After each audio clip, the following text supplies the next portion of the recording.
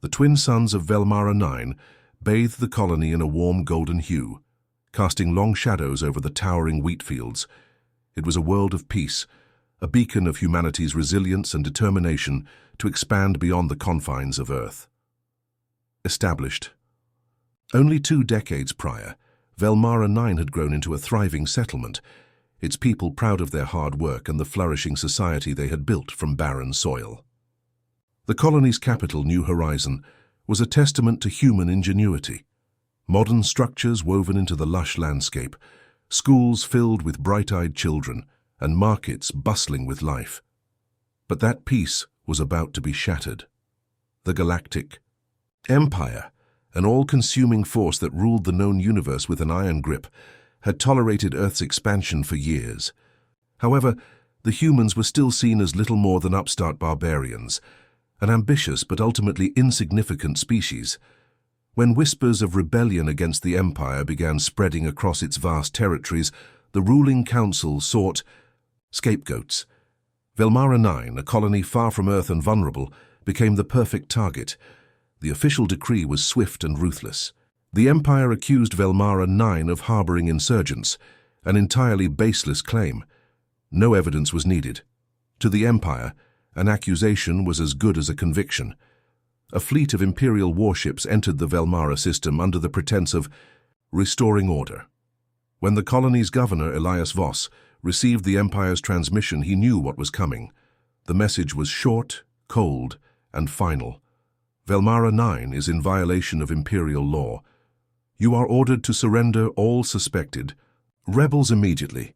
Failure to comply will result in punitive action. Voss had no rebels to hand over. There were no insurgents, no secret militias, only farmers, teachers, engineers, and their families. But he also knew the Empire did not care. Even if he sent a plea to Earth, it would take too long for reinforcements to arrive. They were alone. The first attack came without warning. Imperial warships broke through the colony's orbital defenses with terrifying ease. The planetary defense grid, designed for minor pirate skirmishes, was obliterated in minutes. Automated turrets were rendered useless as the fleet bombarded them from above. The first targets were military installations, what little there were. But the true horror began when the Empire turned its weapons on the civilians. Columns of fire erupted from the heart of New Horizon as plasma bombardments reduced buildings to molten rubble. Families ran screaming through the streets, parents shielding their children as deadly explosions tore through homes and schools. The lucky ones died instantly.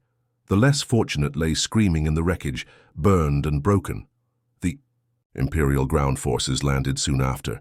Clad in their black battle armor, their faceless helmets reflected the horror around them as they marched through the ruined streets. The soldiers were not here to take prisoners. They moved methodically, executing anyone who resisted. Governor Voss, along with a handful of survivors, barricaded themselves inside the colony's emergency bunker. The governor's wife and 2 young children were among them, trembling in fear as the walls shook from distant explosions. Voss knew they wouldn't be safe for long. "This isn't war," he murmured, watching the surveillance feeds display the unfolding slaughter. "This is extermination." A desperate plan formed in his mind. If he could activate the emergency distress beacon, perhaps a warning could reach Earth. Perhaps even in their distant halls of diplomacy, someone would listen. With time running out, Voss and his chief engineer sprinted to the communications hub beneath the bunker. As the engineer worked furiously to bypass the jamming signals, Voss made a final broadcast. His voice, hoarse but defiant, rang out through the static. "This is Governor Elias Voss of Velmara 9. The Empire has attacked us without provocation. Civilians are being massacred. They are killing our children. If anyone can hear this, Earth, the Federation, anyone, we need help. We are being exterminated." The engineer gave a grim nod. "Signals out. Let's hope someone's listening." But the Empire was listening too. The doors to the bunker were blown apart by a detonation charge. Imperial soldiers stormed inside, weapons raised. Voss barely had time to react before the first shots rang out. The engineer fell, a hole burned through his chest. Voss turned, reaching for a weapon, but a blast struck him in the shoulder, sending him to the ground in agony. Through the haze of pain, he saw his wife clutching their children, tears streaming down her face as the soldiers advanced. "No," he whispered, "please." But mercy was not in the Empire's nature. The lead officer raised his rifle and with mechanical efficiency executed Voss's family before his eyes. The last thing Voss saw before the darkness took him was his wife's lifeless body slumping to the ground, his children sprawled beside her. Then, silence.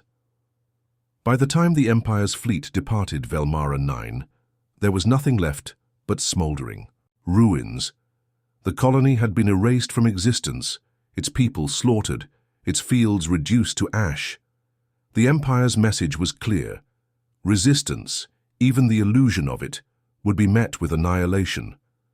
But the signal had gone out. Across the vastness of space in the heart of the United Earth Federation, Ambassador Elias Cade listened to the distress call with growing horror. He heard the panic in Voss's voice, the screams in the background, the final desperate plea for help, then silence. For a long time, Cade did not move. He did not blink. His hands clenched into fists so tight his nails drew blood from his palms. This was not just an attack. This was not just another colonial dispute. This was a massacre, and there could be only one response. Earth would go to war. Ambassador Elias Cade had spent years negotiating with the Galactic Empire. He had sat in the grand halls of the Imperial Senate, spoken in measured tones, and swallowed his anger more times than he could count. But this time, there would be no negotiations. The distress signal from Velmara 9 still echoed in his mind. The terrified cries of innocent civilians, the desperation in Governor Voss's final words, and the deafening silence that followed. Cade had seen many atrocities committed by the Empire before, oppression, enslavement, forced labor, but never had they been so bold as to openly massacre an entire human colony. This was different. This was an act of war. Cade stood before the United Earth Federation's High Council, his expression grim. The council chamber was filled with high-ranking officials, military leaders, and representatives from Earth's colonies. Normally, these meetings were filled with political posturing, arguments over trade agreements, or cautious debates on diplomatic strategies. Not today. A massive holographic display showed the last known images of Velmara 9 before the attack, once a thriving colony, now reduced to nothing but charred ruins. The images were accompanied by intercepted Imperial transmissions confirming the extermination order. The evidence was undeniable. "The Empire has committed an unforgivable act," Cade declared, his voice steady but filled with restrained fury. "They did not engage in combat. They did not seek negotiations. They butchered our people, our children, without hesitation." A murmur spread through the room. Some of the council members shifted uncomfortably. Others clenched their fists in anger. General Amina Solov, head of Earth's military forces, was the first to speak. "We need to strike back," she said, her tone sharp and unwavering. "This wasn't an isolated event. If we do nothing, the Empire will see it as a sign of weakness. They will come for our other colonies next." "We can't win a direct war with the Empire," another councillor argued. "Their fleet outnumbers us 50-1. Their technology is—" "I don't care if they outnumber us 1,000-1, Cade interrupted. His normally composed demeanor cracked, his voice raw with fury. "They massacred our children. If we do nothing, then humanity deserves to be wiped from the stars." Silence fell over the chamber. The weight of his words settled over them like a storm cloud. President Evelyn Rains, the leader of the United Earth Federation, finally spoke. She was a woman known for her pragmatism, not her emotions, but today there was an uncharacteristic fire in her eyes. "What do you propose, Ambassador Cade?" she asked. Cade took a deep breath. "I will go to the Imperial Senate and issue Earth's final ultimatum. Either they acknowledge their crime and surrender the war criminals responsible, or we declare total war." A few council members gasped. Others shook their heads in disbelief. One of them, a veteran diplomat named Marcus Hale, leaned forward with a scowl. "The Empire will laugh in your face," Hale said. "They do not negotiate with lesser species. They barely acknowledge our sovereignty. You walk into that Senate chamber, and they will either ignore you or execute you." Cade met his gaze with cold determination. Then let them try. The Imperial Senate, humanity's last warning. 2 days later, Elias Cade stood in the heart of the Galactic Empire, on the capital world of Luther Prime. The Imperial Senate was a grand structure, an enormous domed chamber where representatives from countless species gathered under the watchful eye of the Emperor's High Council. The Empire called itself a civilization of unity, but in reality it was a dictatorship that ruled through fear. Cade's presence in the chamber was a mere formality. The Empire never truly considered humanity an equal member of the galactic order. The human delegation was given a small, insignificant seat on the Senate floor, surrounded by the towering reptilian Zeltrax, the multi-limbed Threnari, and other species who had long since been subjugated under Imperial rule. Grand Chancellor Vedris, a tall, pale-skinned humanoid with piercing black eyes, presided over the session. His voice was cold and calculated as he addressed the chamber. Ambassador Cade of Earth, you have requested an audience to discuss the unfortunate events on Velmara 9. He gave a small, dismissive wave. Speak your piece. Cade stepped forward. His heartbeat pounded in his ears, but his resolve was iron. He scanned the faces of the Senate, seeing nothing but indifference. These creatures, these so-called leaders, felt no remorse. Velmara 9 was not an unfortunate event, Cade said, his voice carrying through the chamber. It was a deliberate act of genocide. You massacred innocent civilians, slaughtered women and children, and left nothing but ash in your wake. The chamber was silent, but not out of shame, out of boredom. Grand Chancellor Vedris tilted his head. Your colony harbored rebels. The Empire does not tolerate insurrection. There were no rebels, Cade shot back. You knew that. You wanted to send a message. You wanted to remind humanity that we are beneath you, that we are nothing, Vedris smiled thinly. You understand well. Cade clenched his fists, his rage threatening to consume him, but he held firm. He had come here for a reason. Then let me send you a message, Cade said, his voice now ice. The United Earth Federation formally demands the immediate surrender of all military officials responsible for the massacre. You will answer for your crimes. A ripple of laughter spread through the Senate chamber. Amusement, contempt. Vedris chuckled. And if we refuse? Cade took a deep breath. Then, with a voice that echoed through the great hall, he spoke the words that would change history. Then Earth declares total war on the Galactic Empire. The laughter died. For a moment, there was stunned silence. Then murmurs, whispers of disbelief. Even the mighty Grand Chancellor seemed momentarily taken aback. Vedris regained his composure, sneering. You are a fool, Cade. Your species is insignificant. Your fleets are small, your technology is primitive. You cannot hope to stand against the might of the Empire. Cade stepped forward, standing tall, his eyes blazing with defiance. Maybe we can't, he admitted. Maybe we are outnumbered. Maybe our fleets are small, but you have made one fatal mistake. Vedris frowned. And what is that? You massacred our children. Cade's voice was barely above a whisper, but it carried across the chamber with the force of a war cry. You didn't just start a war, you created a species that will never stop fighting you. We will not bow, we will not break. You may kill us, but we will take everything from you before we fall. He turned and walked away, leaving the stunned Senate in silence. The war had begun. The moment Elias Cade walked out of the Imperial Senate, war was inevitable. Within hours of his declaration, the Empire issued an ultimatum to Earth. Surrender. Unconditionally or be annihilated. They expected humanity to break.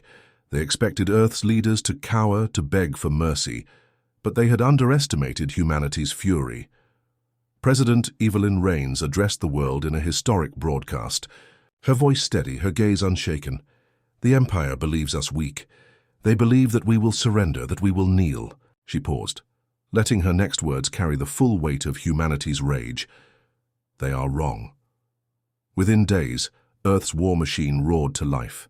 Factories across the planet shifted to full military production. Shipyards in orbit worked, around the clock, assembling new warships. Soldiers were trained, weapons distributed, alliances forged. Every human colony, no matter how small, prepared for battle. But Earth's leaders knew the truth.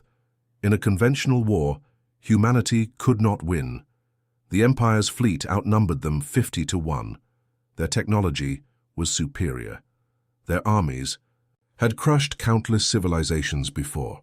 A direct fight would lead to extinction, so humanity chose a different path. The first strikes.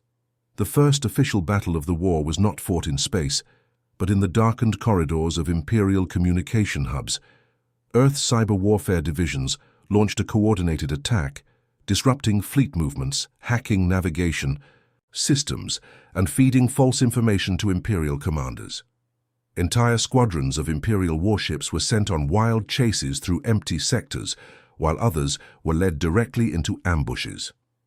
Then came the real strikes. Earth's fleet was small, but fast. They didn't engage in direct battles. Instead, they hit supply lines, destroyed outposts, and crippled shipyards. Stealth frigates infiltrated deep into Imperial territory, planting bombs on key installations before vanishing into the void. The Empire, accustomed to crushing enemies through overwhelming force, struggled against these tactics. Their massive warships, built for grand battles, were ill-equipped to deal with an enemy that refused to fight on their terms. The first major victory came at Tarsis III, an Imperial-controlled mining world. A small Earth task force, led by Admiral Daniel Sloan, launched a surprise attack on the orbital station, disabling the planetary defenses.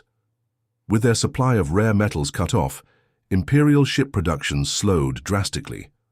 Across the galaxy, resistance movements, long suppressed under Imperial rule, began to rise.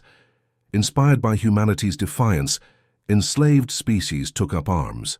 The insectoid Zeltrax, once Imperial shock troops, revolted against their masters.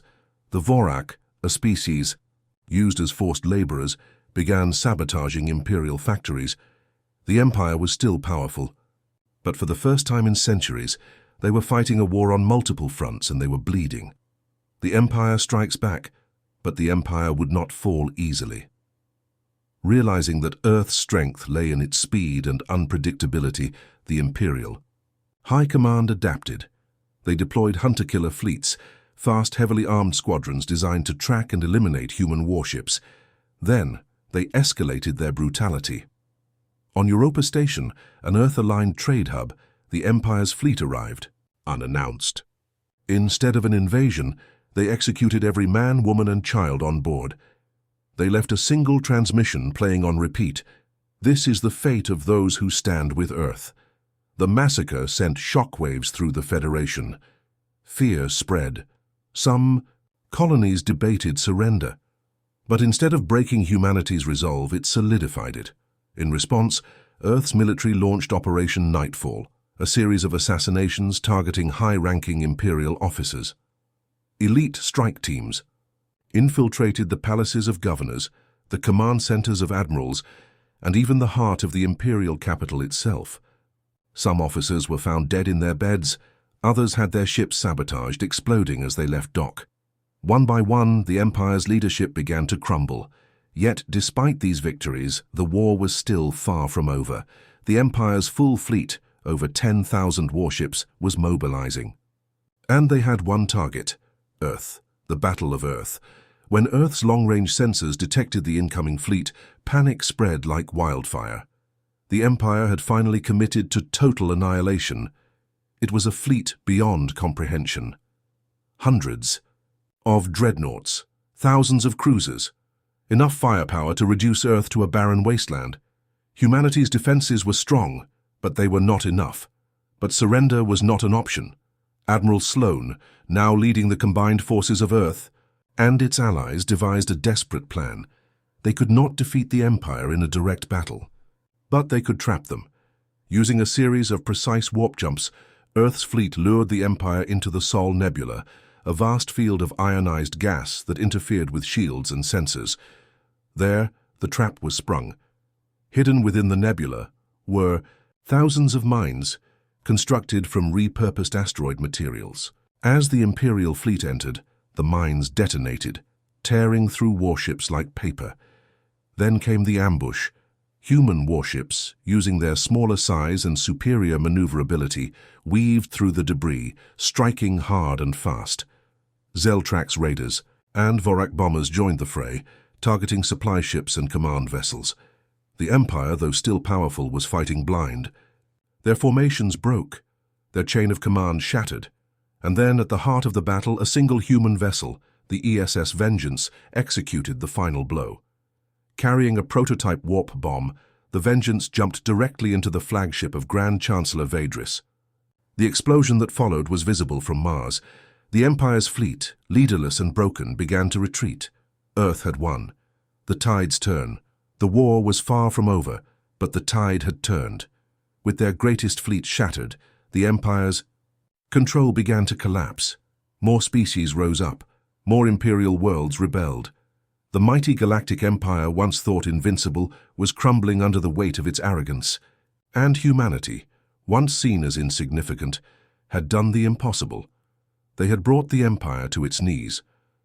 But there was still one battle left to fight, the final push, the fall of the Empire itself. The Battle of Earth had shaken the Galactic Empire to its core. What was once an unstoppable force now reeled in disarray. The destruction of Grand Chancellor Vadris and his fleet had shattered their illusion of invincibility. Rebellions spread like wildfire across imperial space. Humanity had done what no species before them had dared to dream. They had wounded the beast. But the war was not over. Even with their forces scattered and their supply lines crumbling, the Empire still controlled thousands of worlds. Their core systems, heavily fortified and defended by fleets still numbering in the thousands, remained strong. The Emperor himself, hidden behind the impenetrable defenses of Luthor Prime, refused to acknowledge the war was lost. Humanity had won a battle. Now they had to finish the war. The United Front, for the first time in history, the oppressed species of the galaxy stood together. The rebellion that had started as scattered uprisings now became a coordinated war effort. The United Front, a coalition led by Earth, gathered its forces for a final strike against the Empire. It was an army unlike any the galaxy had ever seen. Human warships stood side by side with Zeltrax battle cruisers, Vorak strike fleets, and Threnari dreadnoughts. Mercenaries, pirates, and even former Imperial officers who had defected all pledged their support. The Empire had ruled through fear, but now that fear had turned against them. Their target was clear: Luthor Prime, the capital of the Empire, and the last true stronghold of its power. The plan was simple but deadly. A direct attack would be suicide, so the United Front devised a two-pronged assault. Phase 1. A massive diversionary battle in the outer systems to draw out the remaining Imperial fleets. Phase 2. A lightning-fast strike on Luthor Prime itself, using elite ground forces to seize the Imperial Palace and force the Emperor's surrender. The war's final battle had begun. The siege of Luthor Prime, the attack on the Imperial capital, was the largest coordinated assault in history. Over 5,000 warships descended upon Luthor Prime, engaging the last remnants of the Imperial Navy in a battle that set the skies ablaze. The space around the planet became a graveyard of shattered ships, burning wreckage, and desperate last stands, but it was the ground battle that would decide the war. The Empire had turned Luthor Prime into a fortress. Massive defense towers lined the capital city, planetary shields blocked orbital bombardments, and millions of Imperial troops stood ready to die for their Emperor. The United Front, however, had no intention of fighting a prolonged siege. Instead, they executed Operation Stormbreak, a surgical strike targeting the Imperial Palace itself. Led by Admiral Daniel Sloan and General Amina Solov, an elite force of human marines, Vorak shock troops, and Zeltrax warriors descended upon the capital. In a brutal ground assault, they moved through the city like ghosts, disabling defenses, cutting off supply lines, and assassinating key commanders. The battle raged for days. Streets ran red with blood. Buildings collapsed under artillery fire. The palace itself, once a symbol of imperial dominance, became a battleground. And then, at the heart of the carnage, Elias Cade walked into the throne room, the last stand of the Emperor. The imperial throne room was a grand chamber lined with statues of past emperors, their eyes carved in cold indifference. The banners of the empire hung above, though many were torn and blood-stained. And at the center, upon the golden throne, sat Emperor Malachar IX. He was an ancient being, his once proud form now withered and frail, yet his eyes burned with hatred. Surrounding him were the last of his royal guards, fanatical warriors willing to die for their ruler. Elias Cade entered, flanked by a squad of human and Vorak soldiers. Their weapons were raised, but the emperor did not move. He simply watched. As Cade approached, "So," Malachar rasped, his voice filled with contempt. "The insect comes to claim the lion's throne." Cade stepped forward, his eyes cold. "Your empire is dead," the emperor let out a dry, bitter laugh. "Fool. Empires do not die, they slumber, waiting for their time to rise again." Cade raised his weapon. "Not this one." The guards lunged. Blaster fire erupted in the throne room. The battle was short, brutal. When the smoke cleared, the emperor's last defenders lay dead. Malachar IX, wounded and bleeding, looked up at Cade with defiance. "Kill me then. Strike me down like the savage you are." Cade stared at him for a long moment. Then he lowered his weapon. "No," he said. "You don't deserve a warrior's death." He turned to his soldiers. "Take him." The once mighty Emperor of the Galactic Empire was dragged from his throne in chains, his name destined to be forgotten. The dawn of a new era, with the capture of Emperor Malachar IX, the Galactic Empire officially fell. The remnants of its forces surrendered, its remaining worlds declared independence, and the capital of Luther Prime was liberated. The war was over, but the work was just beginning. The galaxy was in chaos. Billions had died. Entire worlds had been ravaged by war. With the Empire gone, there was no central authority to maintain order. Some wanted Earth to take the throne, to rule as the new galactic power. But Elias Cade refused. "We did not fight for conquest," he declared in the first meeting of the newly formed Galactic Council. "We fought for freedom." Instead of another empire, a new government was established, a coalition of free worlds, where no species ruled over another. Humanity, once seen as insignificant, was now respected as one of the galaxy's leading powers. And as for Elias Cade, the man who had declared war on an empire, he returned to Earth. Though offered a position of supreme leadership, he declined. He had done his duty. Now it was time for others to lead. Epilogue. A message for the future. Years later, children on Earth and across the galaxy would learn of the war. They would hear the stories of the fallen, the sacrifices made, the horrors endured, and they would remember the words of Elias Cade, spoken on the day the war ended. "Never again. Never again will we bow to tyrants. Never again will we allow the innocent to be slaughtered. Never again will we be silent in the face of evil." Humanity did not seek this war, but when war came, we did not run. We fought, and we won. And so the legend of the war for humanity's vengeance lived on. Story of rage, a story of defiance, a story of victory. The day the Galactic Empire fell.